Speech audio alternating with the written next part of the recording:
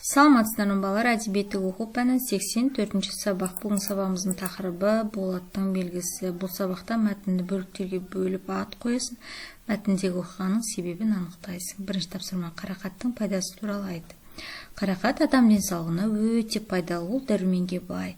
Құрамында А, С дәрумендер кездеседі. Көздің көруіне қарақаттың пайдасы мол.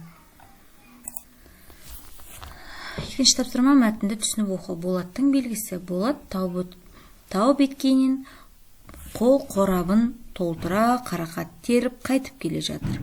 Тас төбеден аумай шақшиып тұрған күн таңдайды кептіреді. Жолда сұп-суық сарқырама өзен барды. Сол жаққа қарап еді, бір топ бала шомылып, асыр салып ойнап жүр екен. Соларға барып қосылса, салқын суға сүңгіп алса, қандай рахат.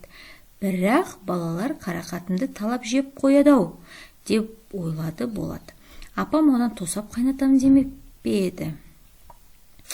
Оны балалардан қызғанған Болат қорабын оң жақ қапталдағы қалың егін арасына тығып кетіп, қайтарда алмақшы болды. Мұндайда бір белгі қою керек, бірақ бір келкі егін арасынан ондай оқшау белгі табылмады. Сөйтіп аңырып тұрғанда аспандағы күннің бетін тоқымдай бұлт көлегейледі де көлеңкесін Болаттың аяғының астына келіп түсті. Болат қуанып кетті. Әлгі көлеңкені белгі етіп ыдысын қойып, бетін шөппен бүркеді.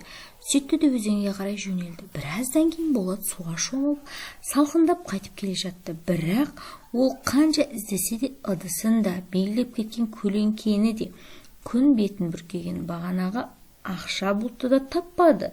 Көз тұндырған жалпақ егіннің ішінен кіп-кішкентай қорапты табу оңай ма? Әбден шарасы таусылған Болат өзен жағасындағы балаларға қайтып келіп, жыламсырап тұрып, бәрінде амалсыз айтып берді.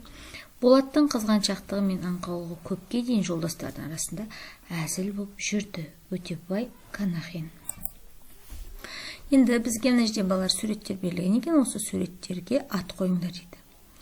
Бірінші суретте Болаттың қарақат теруі, екінші суретте балалардан қарақатты тығып қоюы, үшінші суретте балалар мен өзенде шомылуы, төртінші суретте Болаттың аңқаулығы. Бесінші тапсырма шешуі көлеңке болып табылатын жұмбақтарды толықтыр. Қорқам әлде жарықтан ол қашады, әдеті бар паналайтын тасаны. Көлеңке. Соңынан қалмайды, тоқтасаң тоқтайды, үйге іздеп бармайды, тығылсаң таппайды. Көлеңке. Мәтіннің пайымдау деп аталатын түр бар. Онда әрбір оқиғаның неге олай болғанын дәлелденіп отырады. Бір нәрсені түсіндіргенде себебі анықталады. Түсіндіру барысында дәлелдейді. Мәтінді екі бөлікке бөліп талда, әр бөлікке ат қой дейді.